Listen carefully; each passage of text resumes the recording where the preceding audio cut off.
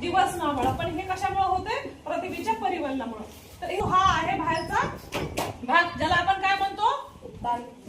ज्याला आपण काय म्हणतो? भूकवच म्हणतो. काय म्हणतो आपण याला? भूकवच म्हणतो. आणि भूकवचाची जाडी किती सांगितलेली आहे त्यांना आपल्या याच्यामध्ये?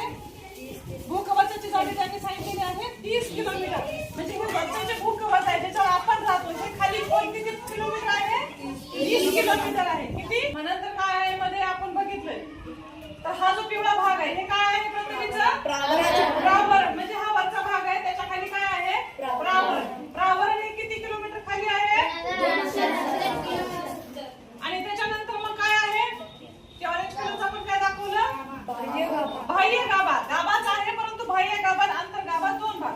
मग बाह्य गाभा किती आहे त्याच्यापासून? प्रावरणापासून 3400. आणि त्याच्यानंतर मग आतमध्ये काय आहे? अंतर्गाभा.